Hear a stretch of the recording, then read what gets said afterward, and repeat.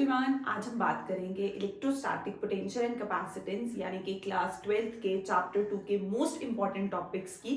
तो चलिए जल्दी से रिवाइज करते हैं।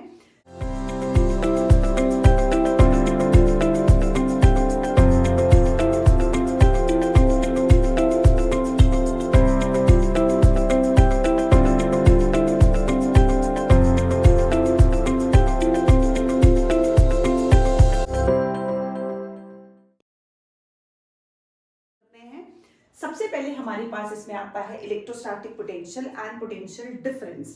तो ये हमने क्लास 10 में भी पढ़ा था, 12th में भी किया कि अगर कोई चार्ज पार्टिकल इंफिनिटी से आता हुआ हमें दिख रहा है, मींस उसकी इनिशियल पोजीशन नॉट डिफाइंड है, तो उसको इंफिनिटी से इस पॉइंट तक लाने के लिए जो वर्क डन होगा, that work done per unit charge is electrostatic potential. Means amount of work done in bringing unit positive charge from infinity means not defined है initial position to that point, उसको हम क्या बोलेंगे, electrostatic potential बोलेंगे। Similarly potential difference क्या होगा, दो positions का डिफरेंस, जहां हमें इनिशियल और फाइनल पोजीशंस पता है तो हम उसको बी पॉइंट से ए पॉइंट पे लाके रख रहे हैं। कैसे रखेंगे, कोई एक और सोर्स चार्ज प्लेस करेंगे, हेल्दी चार्ज प्लेस करेंगे जो फोर्स लगा रहा है उस पर।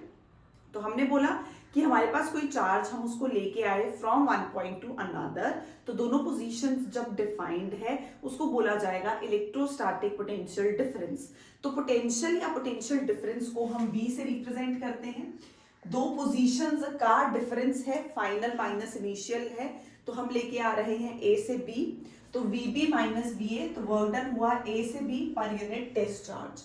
तो पोटेंशियल क्या है, amount of work done in bringing unit positive charge from one point to another। वो पॉइंट क्या था, A से B पे लेके आए, किसको लेके आए, टेस्ट चार्ज Q0 को लेके आए।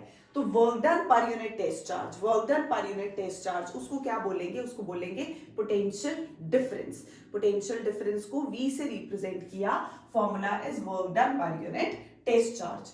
नेक्स्ट हमारे पास है इलेक्ट्रोस्टैटिक पोटेंशियल, तो वो किसके लिए, ड्यू टू पॉइंट चार्ज हमें फाइंड करना है। सेम हमने किया है electric field due to a point charge, वैसे ही हमारे पास यहां आ जाएगा electric potential due to a point charge. तो मान लो कोई चार्ज, हम उसको इंफिनिटी से लेके आ रहे थे, initial position is not defined, and if it is not defined तो हम पोटेंशियल डिफरेंस की बात नहीं कर रहे हैं, हम इलेक्ट्रोस्टैटिक पोटेंशियल की बात कर रहे हैं। मींस इनिशियल पोजीशन नहीं पता है बट फाइनल पता है कि हमें उसे कहां लेके आना है। तो इंफिनिटी से हमने कोई चार्ज आता हुआ देखा, कौन सा चार्ज था, test charge. Test charge Q0 से लेते हैं, जब वो इधर से P पॉइंट तक आ रहा था तो रास्ते में उसने ये small distance cover, small displacement जो है वो कवर की, वो कौन सा है, dx। तो इस तरफ मूव करते टाइम ये जो स्मॉल डिस्प्लेसमेंट हुई है उसको हमने dx बोल दिया। तो ये वाला जो स्लॉट है वो हमारे पास क्या है, स्मॉल डिस्प्लेसमेंट dx। कहाँ आएगा, P पॉइंट पे आएगा। तो O और P के बीच का डिस्टेंस फिक्स है, हम कितना लेते हैं, r। तो यहाँ पे हमने जो जनरल पॉइंट A लिया है वहां तक का डिस्टेंस हमने कितना ले लिया, x। Now work done is force into displacement. Force लग रही है, डिस्प्लेसमेंट हो रही है, तो वर्क डन होगा। तो work done is force into displacement, dot हटाया क्योंकि एंगल है cos 180 डिग्री। 180 डिग्री मतलब डिस्प्लेसमेंट इस तरफ हो रही है, पर दोनों लाइक चार्जेस हैं तो वो उस पर फोर्स लगा रहा है ऑपोजिट डायरेक्शन में। तो हम उसको ऐसे लेके आएंगे विदाउट एक्सेलरेशन। हम करते हैं पोटेंशियल में कि हमने चार्ज पार्टिकल को ऐसे मूव करवाना है कि विदाउट एक्सेलरेशन मूव करे वो। तो जब ये विदाउट एक्सेलरेशन मींस बहुत स्लोली, कि उसको खुद को भी फील नहीं हो रहा कि हमारे पास उस पर जो है वो एक्सेलरेट हो रहा है या उस पर फोर्स लग रही है। तो मींस हम लेके आ रहे हैं, स्लोली लेके आ रहे हैं, विदाउट एक्सेलरेशन लेके आ रहे हैं, बट जो रिपल्सिव फोर्स लग रही है, फोर्स इस तरफ, डिस्प्लेसमेंट इस तरफ, एंगल हो गया 180, तो cos 180, डॉट हटाया, माइनस आ गया, cos 180 माइनस 1 f इंटू dx। अब कूलम्स लॉ, दो चार्जेस के बीच में force Q0 by x square, initially distance कितना है, x। तो यहाँ पे हम कहां से कहां लेके आ रहे हैं, इंफिनिटी से r पोजीशन, मतलब P पॉइंट पे, जहां पे डिस्टेंस कितना है, r है। तो इंफिनिटी से r पे लेके आएंगे, सॉल्व करेंगे, इंटीग्रेट करेंगे, माइनस तो ऐसे ही रहा, 1 बाय एक्स स्क्वायर की इंटीग्रेशन करनी है इंफिनिटी से r, तो ये कैसे हो जाएगा, बाहर है हमारे पास माइनस के क्यू क्यू नॉट, तो x की power -2 increase the power by 1 divide bye increased power, और कहां से कहां, इंफिनिटी से r। तो जब हमने वैल्यूज पुट करनी है, लिमिट पुट करनी है, तो हमारे पास लास्ट में आ जाएगा K Q Q naught by R, K Q Q naught by R. ये हमारे पास क्या आया, ये तो आया वर्क डन, तो K Q Q naught by R, ये था वर्क डन। तो वर्क डन हमारे पास कितना हो जाएगा, work done is K Q by R. तो work done per unit test charge, work done per unit test charge क्या बन गया, पोटेंशियल बन गया। हमने बोला चार्ज पार्टिकल को लेके आए, विदाउट एक्सेलरेशन लेके आए, रास्ते में मूव करते टाइम वो स्मॉल डिस्प्लेसमेंट कर रहा है dx, रिपल्सिव फोर्स इस तरफ बट डिस्प्लेसमेंट इस तरफ, एंगल 180। तो फोर्स और डिस्प्लेसमेंट हो रही है तो एंगल, तो हमारे पास वर्क डन होगा, फोर्स भी लग रही है, डिस्प्लेसमेंट भी हो रही है, वर्क डन हुआ, डॉट हटाया, cos 180 माइनस आ गया, कूलम्स लॉ से F पुट किया, के Q1 Q2 by R square होता है, तो के Q यहाँ पे हमारे पास positive Q Q naught by x square infinity से R, इंटीग्रेट करेंगे, इंटीग्रेट जनरल फॉर्मूला क्या है, x की पावर n dx का increase the power by 1 divide by increase power, और फिर लिमिट्स पुट करेंगे, फाइनल माइनस इनिशियल, तो work done by test charge कितना आ गया, के क्यू बाय आर, जिसको हम क्या बोलते हैं, work done per unit test charge को पोटेंशियल। तो पोटेंशियल कितना आ गया, के क्यू बाय आर। फील्ड कितनी आई थी, K Q by R square.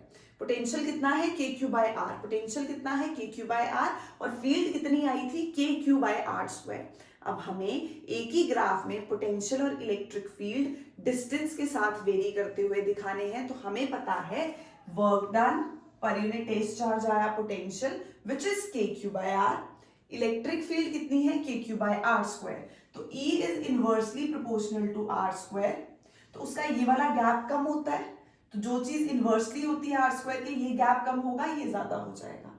और दूसरा V is inversely proportional to R, तो उसका ये गैप नीचे वाला जो है वो ज्यादा होता है।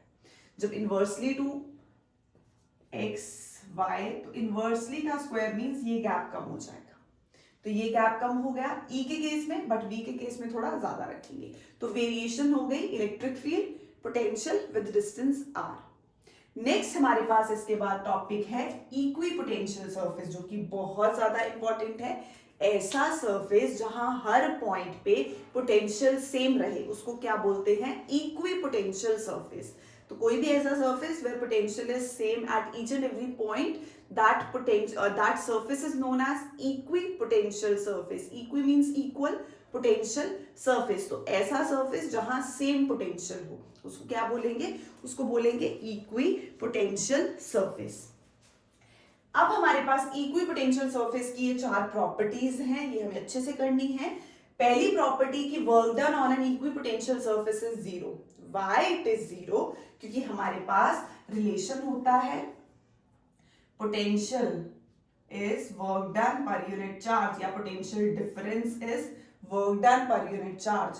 तो हमने बोला ये जो पोटेंशियल डिफरेंस है VB माइनस ये दो पोजीशंस का डिफरेंस, दो पोजीशंस का डिफरेंस, बट इक्विपोटेंशियल सरफेस ऐसा सरफेस है जहां दो पॉइंट्स पे जो पोटेंशियल है वो सेम होगा, मतलब हर जगह सेम होगा, बट हम जो दो पॉइंट्स कंसिडर कर रहे हैं, मान लो हम किसी सरफेस पे दो पॉइंट्स ले रहे हैं, one is A and other is B, तो हमने बोला A और B जो दो पॉइंट्स हैं हमारे पास, दोनों पे पोटेंशियल तो सेम होना चाहिए क्योंकि पूरा का पूरा इक्विपोटेंशियल है, तो उन दोनों पोजीशंस पे पोटेंशियल सेम है, तो what will be their potential difference, potential difference zero हो जाएगा। पोटेंशियल डिफरेंस जीरो हुआ, चार्ज ऊपर जाके जीरो हुआ, तो वर्क डन कितना हो गया, जीरो।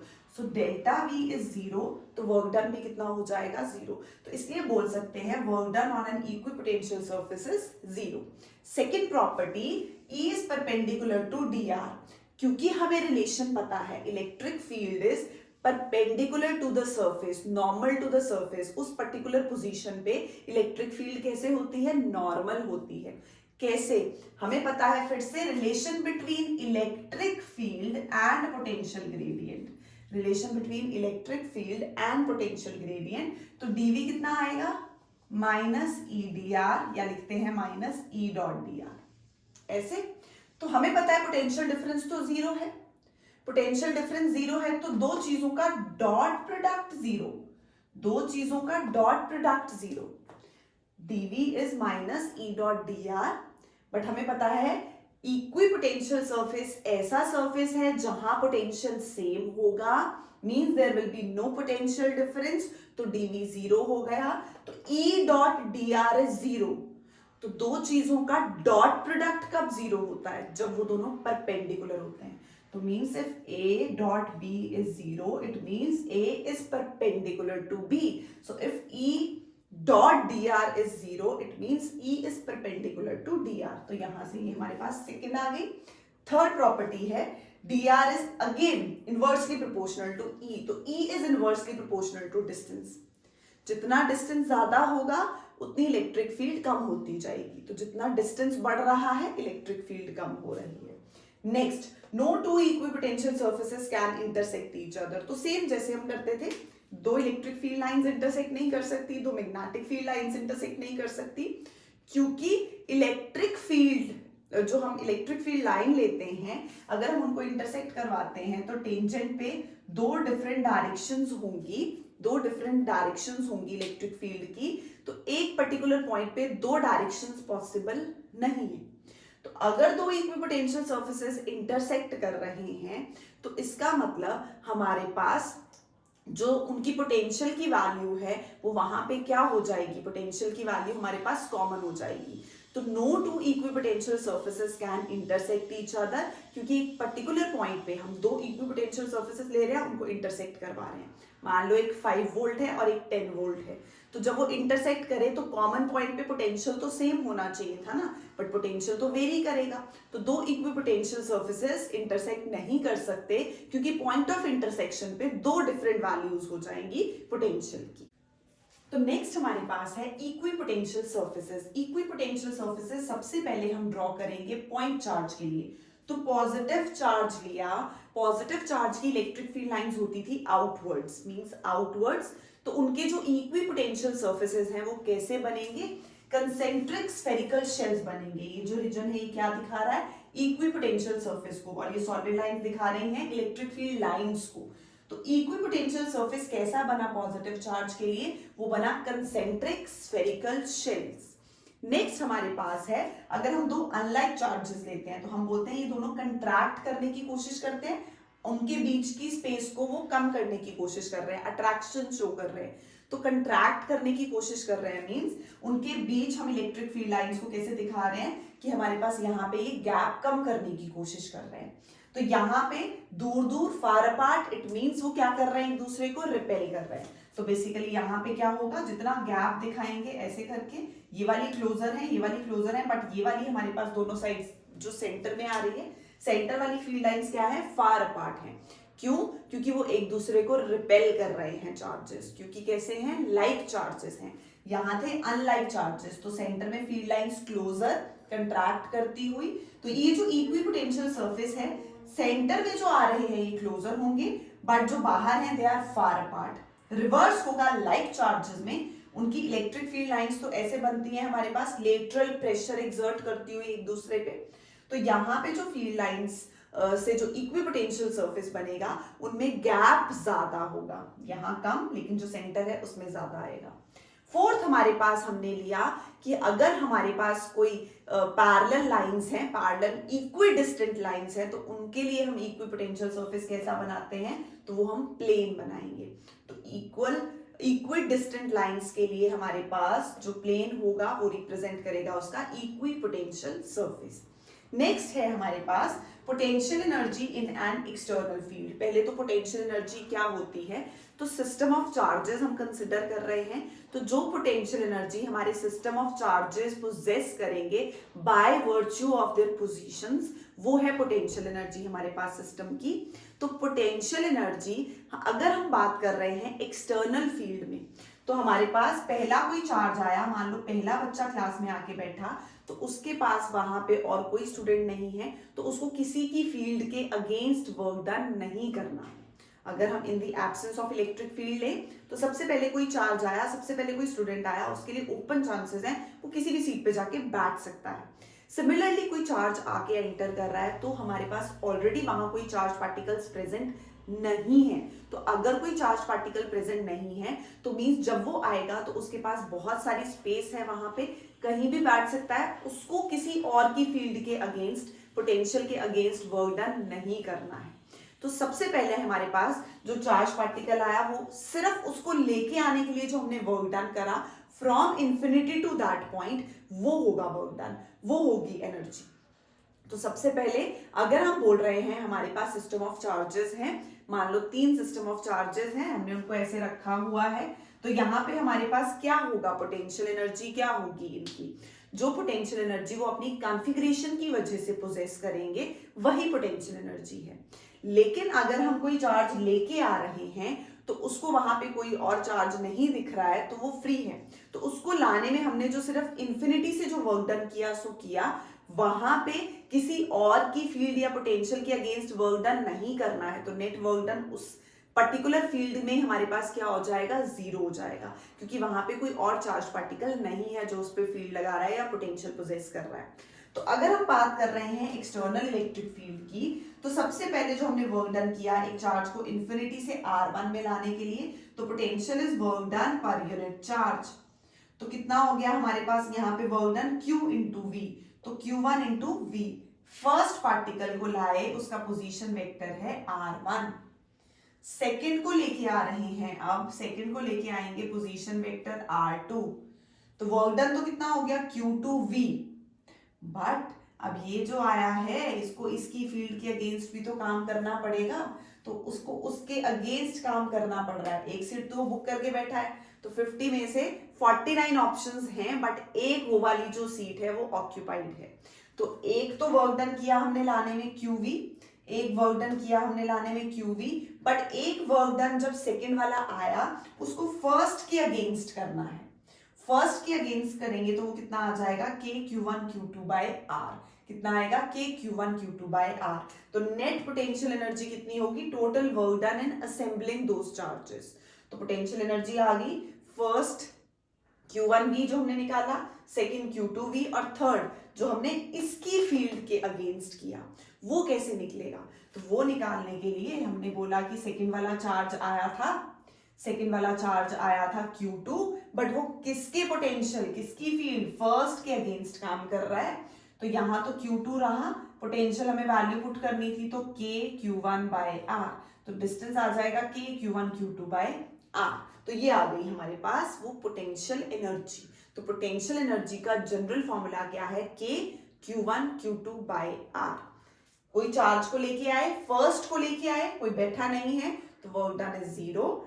तो हमारे पास सिर्फ उसको लाने में हमने वर्क डन किया Q1v, किसी के अगेंस्ट नहीं। सेकेंड, जब हम सेकेंड को लेके आए तो एक तो उसको लाने में वर्क डन किया Q2v, और एक फर्स्ट के अगेंस्ट, फर्स्ट के अगेंस्ट आ जाएगा K Q1 Q2 by R। Second को लाने में वर्क डन किया वो Q2v है, बट एक सेकेंड का जो वर्क डन है वो फर्स्ट के अगेंस्ट जो हुआ, तो सेकेंड को लाए थे तो Q2 किसके अगेंस्ट था, V1, तो K Q1 बाय R। तो general formula is K Q1 Q2, distance R12 मतलब 1 और 2 के बीच का डिस्टेंस। तो ये हमारे पास क्या आ गई, पोटेंशियल एनर्जी आ गई, potential energy in an external field. Next हमारे पास है potential energy of a dipole in uniform electric field. उसके लिए हमने कंसिडर की पैरेलल इक्विडिस्टेंट लाइंस मतलब uniform electric field. Parallel equidistant lines मतलब यूनिफॉर्म इलेक्ट्रिक फील्ड। उसमें हमने एक डायपोल रखा, कल किया था dipole -q plus q, -q plus q, दोनों के बीच में डिस्टेंस कितना लेंगे वो तो हमें पता ही है, डायपोल की लेंथ 2a। अब पॉजिटिव चार्ज पे फोर्स लग रही है +qe, नेगेटिव चार्ज पे फोर्स लग रही है -qe इस तरफ, तो मींस नेट फोर्स कितनी हो गई, 0 + qe - qe। तो हमारे पास ट्रांसलेटरी मोशन, ट्रांसलेशनल मोशन नहीं होगा, नेट फोर्स 0 है। अब आ जाएगा रोटेशन, तो रोटेशन के लिए हम निकालेंगे torque. Torque is either force into perpendicular distance, तो either force is F is QE, और परपेंडिकुलर डिस्टेंस हमारे पास कौन सा लिया जाएगा, ये वाला, तो हम इसको लेबल कर देते हैं A, B और ये N। तो हमें ये Bn चाहिए, परपेंडिकुलर अपॉन हाइपोटेन्यूज, तो Bn will be 2a sin theta. तो force into perpendicular distance, force into perpendicular distance, तो ये आ जाता है पीई साइन थीटा। तो टॉर्क आ गया। अब जैसे हम वर्क डन का जनरल फॉर्मूला क्या लगाते हैं, एफ डॉट डी एक्स या एफ डॉट डी आर। अब निकाल रहे हैं टॉर्क, तो लीनियर फोर्स को कौन रिप्लेस करेगा, टॉर्क। लीनियर डिस्प्लेसमेंट को कौन रिप्लेस करेगा, एंगुलर डिस्प्लेसमेंट, थीटा। एफ को किसने रिप्लेस किया, टाउ ने, लीनियर डिस्प्लेसमेंट को एंगुलर डिस्प्लेसमेंट ने। टाउ की वैल्यू हम पुट कर देंगे PE sine theta, sine theta D theta की हम करेंगे इंटीग्रेशन, वो होगी माइनस कॉस थीटा। इंटीग्रेशन में जब आंसर में सी आता है तो माइनस, तो इंटीग्रेशन में इंटीग्रेट करने के बाद आंसर में सी वाली टर्म आ रही है, माइनस कॉस थीटा हो जाएगा। लिमिट्स लगाएंगे थीटा 1 से थीटा 2, अपर माइनस लोअर, तो ये हमारे पास आ गई potential energy PE cos theta 1 minus cos theta 2। अब इसमें हम केसेस लेते हैं। मान लो इनिशियली जो डायपोल है वो परपेंडिकुलर है इलेक्ट्रिक फील्ड के, ये है इलेक्ट्रिक फील्ड, डायपोल ऐसे है, तो डायपोल अगर परपेंडिकुलर है तो theta 1 will be 90, cos 90 is 0, तो cos 90 हमारे पास कितना हो जाएगा, 0 हो जाएगा। तो हमने डायपोल को अलाइन किया 90 डिग्री से एंगल थीटा पे, कुछ एंगल थीटा पे, तो हमने बोला थीटा 1 हमारे पास कितना है, 90 है, थीटा 2 कितना है हमारे पास, थीटा है। तो ये जो जनरल फॉर्मूला है ये बन जाएगा माइनस पीई कॉस थीटा। अब पेपर में हमें इस पे न्यूमेरिकल्स आते हैं टाउ और पोटेंशियल एनर्जी पे बेस्ड, तो हमें पता है यू कितना आ गया, माइनस पीई कॉस थीटा, यहां हम लिख सकते हैं minus p vector dot E vector, तो minus p vector dot E vector, तो वो आ जाएगा पीई कॉस थीटा, तो ऐसे भी लिख सकते हैं। टाउ आया p E sine theta, potential energy आई माइनस पीई कॉस थीटा। उसमें हमने केस लिया था कि अगर जो डायपोल है वो इनिशियली परपेंडिकुलर है, फिर वो एंगल थीटा पे अलाइन हो जाएगा, तो theta 1 90 but theta 2 is theta, तो ये कितना आ गया, माइनस पीई कॉस थीटा। अब इसमें क्वेश्चंस आते हैं स्टेबल इक्विलिब्रियम, अनस्टेबल इक्विलिब्रियम। तो अगर स्टेबल इक्विलिब्रियम की बात की जाती है तो थीटा 1 जो हमारे पास या थीटा जो है वो 0 डिग्री लिया जाएगा। Stable means 0 degree, unstable means 180 degree. Stable equilibrium means theta 1 is 0 degree या theta is 0 degree, unstable means 180 degree. तो यहाँ पे अगर स्टेबल के लिए आता है तो minus PE cos theta means हमारे पास क्या हो जाएगा, 0 डिग्री, और अनस्टेबल मींस 180 डिग्री। तो stable equilibrium 0, unstable means 180। Next हमारे पास है पैरेलल प्लेट कैपेसिटर, तो दो पैरेलल प्लेट्स ली हैं, पैरेलल प्लेट्स कंडक्टिंग प्लेट्स हमने बोला। इसके अंदर हम नेट इलेक्ट्रिक फील्ड फाइंड करते हैं, तो वो कैसे आती है हमारे पास, plus sigma by 2 epsilon naught करके, वो शीट्स में जो हमने की थी। तो जब हम उसको यूज करते हैं तो हमारे पास इलेक्ट्रिक फील्ड आती है between two parallel plates, sigma by epsilon not, एक की surface charge density plus sigma, दूसरे की माइनस सिग्मा। तो पैरेलल प्लेट कैपेसिटर की कोई भी डेरिवेशन आ जाए तो मींस हमें कैपेसिटेंस फाइंड करना है। तो कैपेसिटेंस का जनरल फॉर्मूला, जनरल रूल क्या है, सबसे पहले फाइंड करो पोटेंशियल डिफरेंस। पोटेंशियल डिफरेंस के लिए एक्सप्रेशन यूज करो V is equal to ED, potential difference निकलेगा तो C आएगा, Q is equal to CV लगा के। तो कोई भी कैपेसिटेंस पे बेस्ड डेरिवेशन आती है तो मींस हम क्या यूज करेंगे, V is equal to ED use करेंगे। तो हमारे पास E की वैल्यू शीट्स के अंदर कितनी है, प्लेट्स के अंदर कितनी है, सिग्मा बाय एप्सिलॉन नॉट, तो V आ गया सिग्मा बाय एप्सिलॉन नॉट, जहां हम सिग्मा को लिख सकते हैं चार्ज अपॉन एरिया, ऐसे करके। तो हमारे पास यूज करेंगे, फर्स्ट फॉर्मूला यूज करना है कैपेसिटेंस में V is equal to ED potential का। सेकेंड में यूज करना है पोटेंशियल डिफरेंस, जब निकाल लिया फिर निकाल लो C is equal to Q by V, फिर ये वाला यूज करो या Q is equal to CV use करो। तो C निकालने के लिए Q पता है, V पुट कर देंगे। तो जब भी कैपेसिटेंस की derivation, step number 1 potential difference, step number 2 capacitance. तो यहाँ पे Q अपॉन V किया, V की वैल्यू ये वाली उठा के यहां पुट की, तो कैपेसिटेंस कितनी आ गई पैरेलल प्लेट कैपेसिटर की, A epsilon naught by D। Capacitance किस पे डिपेंड कर रही है, डिस्टेंस बिटवीन दी प्लेट्स पे डिपेंड कर रही है, एरिया पे डिपेंड कर रही है, परमिटिविटी मतलब नेचर पे डिपेंड कर रही है। तो ये हमारे पास कैपेसिटेंस पैरेलल प्लेट कैपेसिटर की कितनी आई, A epsilon naught by D आई। नेक्स्ट इसमें हमारे पास आ जाता है, अगर जो कैपेसिटर्स हैं उनको हमने सीरीज में लगाया है तो फॉर्मूला कितना है, 1/C1 plus 1/C2 plus 1/C3, resistors का रिवर्स। और अगर पैरेलल में लगाया है तो C1 plus C2 plus C3, मतलब पैरेलल में कैपेसिटेंस इंक्रीज करती है, सीरीज में कैपेसिटेंस डिक्रीज करेगी। नेक्स्ट है हमारे पास energy stored in a capacitor. तो कैपेसिटर क्या है? It is a device used to store charge और एनर्जी। तो एनर्जी स्टोर कर रहा है, इसमें जो प्रोसेस है चार्जिंग की वो क्या इंक्लूड करती है? चार्ज का ट्रांसफर होना from one plate to another, charge का ट्रांसफर होना from one plate to another. तो अगर चार्ज ट्रांसफर हो रहा है from one plate to another, उसमें जो वर्क डन होगा इन स्टोरिंग द चार्ज, वो हमारे पास क्या है? इलेक्ट्रोस्टैटिक या इलेक्ट्रिक पोटेंशियल एनर्जी। तो इलेक्ट्रिक पोटेंशियल एनर्जी फाइंड करेंगे, work done in storing the charge, तो पोटेंशियल इनटू चार्ज। अब हम v को लिख सकते हैं q बाय c, हमें पता है q इज cv, तो v कितना आ जाएगा? q बाय c आ जाएगा। उसको इंटीग्रेट करेंगे, dq लिखा है मतलब q के विद रिस्पेक्ट टू इंटीग्रेट करेंगे, तो जब इंटीग्रेट करते हैं ये आ जाता है q स्क्वायर बाय 2c। अब अगर q को cv पुट कर देंगे तो एक रिलेशन आ जाएगा हाफ cv स्क्वायर, एक तो आ गया q स्क्वायर बाय 2c। अब अगर हम c को एलिमिनेट कर दें, यहाँ पे c की value q by v put कर दें तो ये आ जाएगा हाफ qv।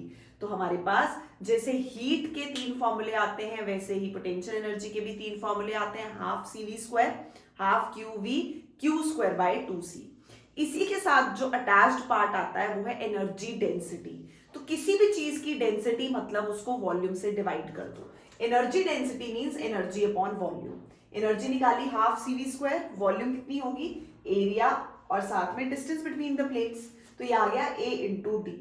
तो c की वैल्यू पुट कर सकते हैं a epsilon naught by D, v की वैल्यू पुट कर सकते हैं e डी। तो जब सॉल्व करेंगे कितना आ जाएगा? Half epsilon not e square, half epsilon not e square. ये कितनी आ गई? एनर्जी डेंसिटी, म्यू से रिप्रेजेंट कर रहे हैं इसको, half epsilon not e square. Next हमारे पास कैपेसिटेंस निकालनी है पैरेलल प्लेट कैपेसिटर की, जिसमें हमारे पास हम कंडक्टिंग स्लैब और डाइलेक्ट्रिक स्लैब इंट्रोड्यूस करवाएंगे। तो फर्स्ट केस में हमने इंट्रोड्यूस करवाई कंडक्टिंग स्लैब। हमने पैरेलल प्लेट जो ली है उसके बीच में डिस्टेंस फिर से d लेना है। हमने जो स्लैब इंट्रोड्यूस करवाई है उसकी थिकनेस है t। तो यहाँ जो बाहर वाला पोर्शन है d माइनस टी, हमने इस कैपेसिटर को इलेक्ट्रिक फील्ड दी है एक्सटर्नल E नॉट। तो E नॉट दी है तो जो ये एम्प्टी वाला रीजन है वहां तो इलेक्ट्रिक फील्ड E नॉट ही होगी। कहाँ? D माइनस टी में। ये वाला T है, ये पूरा D है, तो ये बाकी का जो बचा ये शेडेड हमारे पास क्या हो गया? D माइनस टी हो गया। तो D माइनस टी में E नॉट है और कंडक्टर के अंदर तो इलेक्ट्रिक फील्ड 0 होती है। तो हमने बोला अगर हमें किसी भी चीज की कैपेसिटेंस फाइंड करनी है तो सबसे पहले पोटेंशियल डिफरेंस निकालो। V निकल जाएगा तो V is equal to E D करके हम पहले V निकालेंगे, फिर उसके बाद C is equal to Q upon V करके C निकालेंगे। तो V is equal to 2 region है, एक तो D माइनस टी ये वाला और एक T वाला। तो यहाँ थिकनेस T है बट कंडक्टर के अंदर इलेक्ट्रिक फील्ड कितनी होती है? 0। तो 0 E not D minus T. अब E नॉट को हम लिख सकते हैं फिर से सिग्मा बाय एप्सिलॉन नॉट, और सिग्मा को हम लिख सकते हैं Q अपॉन A। तो ये आ गया Q upon A epsilon not D minus T करके वैल्यू पुट करेंगे, ये जो सिग्मा है इसकी वैल्यू पुट कर देंगे Q बाय A, ये कट गया, तो A epsilon naught upon D minus T. तो कैपेसिटेंस कितनी आई जब हमने कंडक्टिंग स्लैब इंट्रोड्यूस करवाई? A epsilon naught upon D minus T. यहाँ कितनी थी? A epsilon naught upon D। Capacitance बढ़ गई। C is inversely proportional to D minus T, तो डिस्टेंस कम हुआ, डिस्टेंस कम हुआ मतलब कैपेसिटेंस क्या हो गई? इंक्रीज हो गई। सेकंड है इसमें जब हम डाइलेक्ट्रिक स्लैब इंट्रोड्यूस करवाते हैं तो यहाँ पहले तो नेट इलेक्ट्रिक फील्ड 0 हो गई थी, अब 0 नहीं होगी। तो हमारे पास कितनी हो गई? E is equal to E naught minus E P. E naught is external electric field और P है पोलराइजेशन की वजह से, तो यहाँ पे इलेक्ट्रिक फील्ड कितनी है? E नॉट, E और साथ में थिकनेस कितनी है? T, और E कितना है हमारे पास? E not minus E P. Next हमारे पास जो बचा कुचा रीजन रह गया वो क्या है? D minus T. तो उस रीजन में कितनी होगी? E not D minus T होगी, क्योंकि एक्सटर्नल जितनी है एम्प्टी वाला रीजन है। तो यहां से अब ये E नॉट में है, ये E में है, सबको एक जैसा बनाते हैं, दोनों को एक जैसा बनाते हैं। तो डाइलेक्ट्रिक कांस्टेंट हमारे पास K कितना होता है? K is E naught by E, electric field in vacuum to electric field in medium. ये फॉर्मूले बहुत अच्छे से करने हैं डाइलेक्ट्रिक कांस्टेंट K के। इलेक्ट्रिक फील्ड की टर्म्स में, कैपेसिटेंस की टर्म्स में, हमारे पास फोर्स की टर्म्स में, परमिटिविटी की टर्म्स में, तो ये कितना आ गया, ई नॉट बाई ई आ गया। तो E naught by E value put करेंगे ई की, तो कितनी आ गई, ई naught by K. E naught throughout common, E naught को पुट किया सिग्मा बाय एप्सिलॉन नॉट, अंदर रह गया डी माइनस टी, और टी कॉमन ले लिया तो 1 माइनस 1 अपॉन के बन जाएगा। माइनस भी कॉमन लिया, टी भी कॉमन लिया, तो 1 माइनस 1 अपॉन के। तो नेक्स्ट कैपेसिटेंस फाइंड करनी है, तो सी कितनी आएगी, क्यू बाय वी आ जाएगी। फिर से वैल्यू पुट करेंगे तो ये आ गई कैपेसिटेंस, जो फिर से क्या दिखा रहा है, डिनोमिनेटर स्मॉल है, मतलब कैपेसिटेंस इंक्रीज हो गई। तो कैपेसिटेंस यहां से यहां और यहां से यहां इंक्रीज हुई है। इसके बाद जो हमारे पास बहुत इंपॉर्टेंट क्वेश्चंस आते हैं वो है इफेक्ट्स। जब हम बैटरी से कैपेसिटर को चार्ज करके डिस्कनेक्ट कर देते हैं, चार्ज करके डिस्कनेक्ट करते हैं तो चार्ज कांस्टेंट रहता है, और अगर हम बैटरी लगा के ही रखते हैं तो पोटेंशियल कांस्टेंट रहेगा। उसी के बेसिस पे हम इफेक्ट्स डिसाइड करते हैं कि हमारे पास इलेक्ट्रिक फील्ड में क्या चेंज आएगा, पोटेंशियल एनर्जी में क्या चेंज आएगा। तो जब भी हम डाइलेक्ट्रिक स्लैब इंट्रोड्यूस करवाएंगे या बैटरी लगा के बैटरी को डिस्कनेक्ट करेंगे, तो जब बैटरी लगा के डिस्कनेक्ट की है मींस चार्ज कांस्टेंट, बैटरी लगी रहेगी तो पोटेंशियल कांस्टेंट, और अगर डाइलेक्ट्रिक स्लैब इंट्रोड्यूस की है तो कैपेसिटेंस इंक्रीज कर जाएगी। तो ये फैक्टर्स हमारे पास बहुत ज्यादा इंपॉर्टेंट है। बाय।